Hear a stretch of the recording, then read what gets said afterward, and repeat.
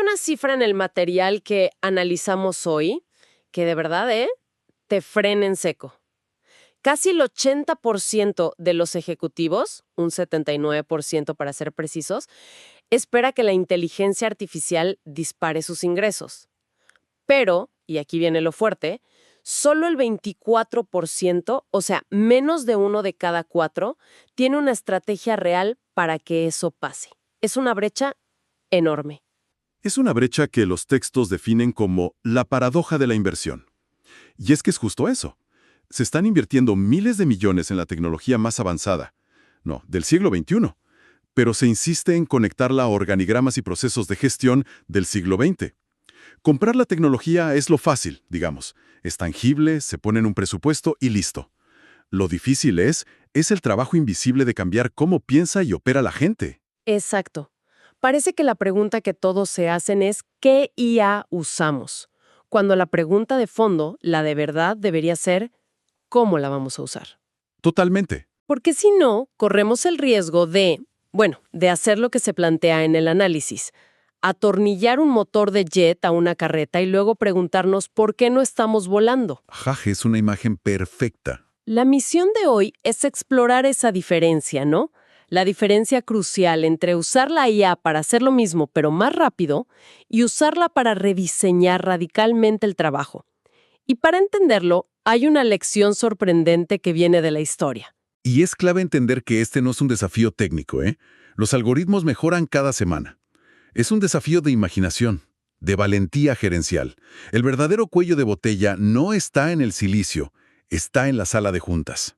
Entonces el material que revisamos sugiere que no todas las implementaciones de IA son iguales. Prácticamente describe dos caminos, dos filosofías muy distintas. ¿Cómo las diferencia? Las divide en dos fases muy claras. La primera, y la más común, es la que llama fase de reemplazo. La de reemplazo. Sí, este es, digamos, el camino de menor resistencia, el más intuitivo. Consiste en mirar una tarea que hoy hace un humano y simplemente, dársela a una máquina para que la haga más rápido. ¿Tienes algún ejemplo concreto de cómo se ve eso en una empresa real? Claro. El ejemplo clásico que se menciona es el de un analista financiero. Antes, podía pasar 4 horas cada mañana recopilando informes de mercado, resumiéndolos, enviando un correo. Este trabajo de todos los días. Exacto. Hoy una IA puede hacer exactamente lo mismo en 10 segundos. Es un reemplazo 1 a 1. La tarea no cambió. El resultado es el mismo. El flujo es idéntico. Lo único que cambió es quién o qué la ejecuta. Pero a ver, seamos sinceros. Eso suena fantástico. Una tarea de 4 horas en 10 segundos. ¿Dónde es el problema? ¿Por qué se considera que eso puede ser una trampa? Es una trampa porque es peligrosamente seductor. Es fácil de medir, ¿no? El retorno de la inversión es obvio, inmediato, y a nadie le molesta. Nadie tiene que cambiar cómo trabaja. Claro. Pero el peligro, y es un peligro enorme, es que podías estar perfeccionando un proceso que ya no tiene sentido. Hay una frase en uno de los artículos que es brutal. Optimizar un proceso obsoleto mediante IA solo nos permite cometer errores a una velocidad sin precedentes. Uf, es fuertísimo. Es como pavimentar a la perfección un camino que lleva a un precipicio. Irás más rápido, pero el destino es el mismo. Justo eso. Ok. Entonces, si quedarse en esa primera fase es un error táctico, ¿qué hay del otro lado? Si no se trata solo de hacer las cosas más rápido, ¿de qué se trata? Se trata de entrar en la segunda fase, la fase de reestructuración. Y aquí es donde la mentalidad cambia por completo. La pregunta deja de ser ¿cómo puede la IA hacer esta tarea?, para convertirse en una mucho más profunda y más difícil. ¿Por qué esta tarea sigue existiendo? Eso ya es otra dimensión. Ya no es optimización. Es un cuestionamiento fundamental. Exactamente. Ya no piensas en cómo resumir más rápido las quejas de los clientes. Empiezas a preguntarte, ¿podemos usar la IA para analizar en tiempo real miles de llamadas, correos y chats para identificar la causa raíz de estas quejas y eliminar el problema para siempre? ¡Wow! El objetivo ya no es gestionar el problema, es erradicarlo. Ahí está. Y esto habilita cosas que antes eran ciencia ficción, como personalizar la experiencia para millones de clientes de forma individual y simultánea. Pero los textos son muy claros en esto. Aquí es donde ocurre la verdadera magia. Pero también, y esto es crucial, el verdadero dolor. Ese dolor no es solo un número en una hoja de cálculo, ¿verdad? Me imagino que es un dolor muy humano. Totalmente. El dolor es organizacional, es político. Es la gente que tiene que cambiar la forma en la que ha trabajado durante 20 años. Son los gerentes que ven su poder erosionado porque los hilos de información que controlaban, de repente, desaparecen. Es admitir que la forma en que hemos estado haciendo las cosas quizás ya no es la correcta. Y es mucho más fácil comprar un software que tener esas conversaciones. Esta idea de quedarse atascado en la primera fase, la de reemplazo, parece un problema muy del siglo XXI. Pero lo más fascinante del material es que presenta una analogía histórica que demuestra que ya hemos pasado por esto. Es casi una cura de humildad. Es una de las mejores analogías que he leído sobre innovación. Nos lleva a finales del siglo XIX, a las fábricas de la primera revolución industrial. Hay que imaginarse el escenario.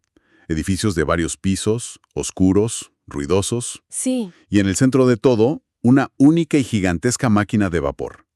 De ella salía un sistema increíblemente complejo y peligroso de ejes, correas, poleas, que atravesaba techos y paredes para llevar la energía a cada máquina. La distribución de la fábrica no tenía nada que ver con la lógica de producción, Estaba dictada por la física de cómo llevar la fuerza del vapor de un punto a otro. Una arquitectura dictada por la fuente de energía, no por el flujo de trabajo. Y entonces llega la nueva tecnología milagrosa, la electricidad. Me imagino que al principio la usaron de la forma más obvia posible. Exacto. Cometieron el error clásico de la fase de reemplazo. Fueron al cuarto de máquinas, quitaron la gigantesca máquina de vapor y en su lugar instalaron un gigantesco motor eléctrico. Y lo conectaron al mismo sistema viejo de ejes y correas. Al mismo, un reemplazo 1 a 1. ¿Y el resultado? Un fracaso. Rotundo. Los datos que se citan son demoledores. La productividad industrial en Estados Unidos apenas se movió durante casi 30 años. ¡30 años! 30 años. Es una carrera profesional entera. Es increíble. Entonces, ¿cuál fue el momento eureka? ¿Qué fue lo que finalmente rompió ese estancamiento? No fue un avance tecnológico, fue un avance de gestión. Fue una nueva generación de gerentes que crecieron con la electricidad y la entendieron de forma nativa. Se dieron cuenta de que la verdadera magia de la electricidad no era su potencia, sino su distributibilidad. Que se podía repartir. Justo, ya no necesitaban una fuente central de energía. Podían poner motores pequeños e individuales en cada máquina. Y eso lo cambió todo. Lo cambió todo, porque en el momento en que pones un motor en cada máquina, te puedes deshacer del infierno de ejes y correas. Y eres libre. Y cuando te deshaces de eso, de repente eres libre. Puedes organizar las máquinas como quieras. Y empezaron a organizarlas siguiendo la secuencia lógica de la producción. Una máquina detrás de otra, siguiendo el flujo del producto. Acababan de inventar la cadena de montaje moderna. No fue gracias a la electricidad en sí, sino gracias a un rediseño del trabajo habilitado por la electricidad. La conexión con la IA es evidente y muy potente. La IA es nuestro motor eléctrico. Podemos usarla para seguir moviendo los mismos ejes y correas oxidados de nuestros procesos actuales. O podemos usar su distributibilidad, su capacidad de estar en todas partes, para rediseñar la fábrica por completo. Esa es la elección que enfrentan los líderes hoy. Y si elijan mal, se arriesgan a sus propios 30 años de estancamiento, mientras se preguntan por qué su millonaria inversión en IA no da los frutos esperados. De acuerdo. Rediseñar toda la fábrica suena genial en una lección de historia, pero llevarlo a la práctica en una empresa que cotiza en bolsa, con objetivos trimestrales, suena aterrador. Uf, sí. Y los textos abordan esto directamente. Hablan de un concepto llamado la curva J de la productividad. Sí, y este es quizás el concepto más importante para cualquier líder que quiera tomarse la reestructuración en serio. Es contraintuitivo, pero fundamental. La idea es que cuando se implementa un cambio tan profundo, la productividad no sube de inmediato. De hecho, casi siempre baja primero. Baja. Cae antes de empezar a subir, dibujando la forma de una letra J en un gráfico. ¿Y por qué se produce esa caída inicial? ¿Es simplemente el caos del cambio? Es el coste de la transición. Piénsalo. La gente tiene que desaprender viejos hábitos y aprender nuevas formas de trabajar. Los flujos de comunicación que eran informales ahora necesitan ser reestructurados. Los indicadores de rendimiento con los que medías el éxito durante años, de repente son obsoletos. Hay que definir nuevos. Es un periodo de desorientación. Total. Y como bien dice el análisis, aquí es donde la mayoría de los líderes pierden los nervios. Es muy difícil justificar una caída en el rendimiento ante el Consejo de Administración, aunque sepas que es temporal. Me imagino la presión. Es mucho más seguro mostrar las pequeñas ganancias constantes de la fase de reemplazo. Exactamente. Atravesar ese valle de la curva J es la prueba de fuego de liderazgo. Requiere visión a largo plazo y una comunicación excepcional. Recuerdo el caso de una empresa de logística. Intentaron implementar un sistema de IA para optimizar las rutas de entrega. El primer mes fue un desastre absoluto. Los paquetes llegaban tarde, los conductores frustrados, la dirección entró en pánico. Claro. Pero el equipo de operaciones se dio cuenta de que el modelo no consideraba factores locales, como fiestas de pueblos o días de mercado. Usaron ese fracaso para alimentar y mejorar el sistema. 6 meses después, habían reducido los costes de combustible en un 15% y mejorado los tiempos de entrega. Pero tuvieron que pasar por ese infierno inicial para llegar allí. Una historia perfecta para ilustrar la curva J. Entonces, para los líderes que sí tienen el coraje de navegar ese valle, ¿cuáles son los pasos prácticos? El material que revisamos ofrece 4 recomendaciones muy claras. Sí, son como una hoja de ruta. La primera es realizar lo que llaman una auditoría de procesos vapor. O sea, antes de aplicar cualquier tecnología, hay que sentarse y analizar los flujos de trabajo actuales y preguntarse, ¿qué partes de este proceso existen solo por limitaciones humanas del pasado que ya no son relevantes? Como la necesidad de tener 5 firmas para aprobar un gasto de 100 euros. Justo eso. Es un proceso vapor, un vestigio de una época sin controles automáticos. El primer paso es identificar y cuestionar esas reliquias. Ok, ¿y la segunda? La segunda recomendación es aceptar la experimentación fallida. Esto significa crear un presupuesto específico para el aprendizaje operativo, separado del de ejecución. Es darle permiso al equipo para probar cosas que podrían no funcionar. No puedes esperar resultados transformadores si solo apruebas ideas que tienen un éxito garantizado. Es tratar la gestión como si fuera un departamento de I+D. Me gusta. El tercer punto me pareció bastante polémico. Afirma que la IA no pertenece al departamento de tecnología, sino al de operaciones. Es una afirmación audaz, ¿verdad? Pero con una lógica muy sólida. La gente que mejor entiende los problemas y las oportunidades de un proceso es la que lo vive cada día. Si la IA es una herramienta para rediseñar el trabajo, deben ser los dueños de ese trabajo quienes la lideren. La tecnología debe ser un socio, no un dictador que impone soluciones desde una torre de marfil. Tiene todo el sentido. Y la cuarta recomendación es mi favorita por su simplicidad brutal. No automatices el desperdicio. La cita directa es genial. Si un formulario es innecesario, no uses IA para llenarlo automáticamente. Elimínalo. Suena tan obvio, pero sospecho que es un error increíblemente común. Es el error más común, porque automatizar el desperdicio también genera métricas de eficiencia positivas. Hemos reducido el tiempo de rellenar el formulario inútil en un 99%, pero sigue siendo un formulario inútil. Esta última recomendación nos lleva al verdadero objetivo de todo esto, que no es la complejidad, sino la simplificación radical.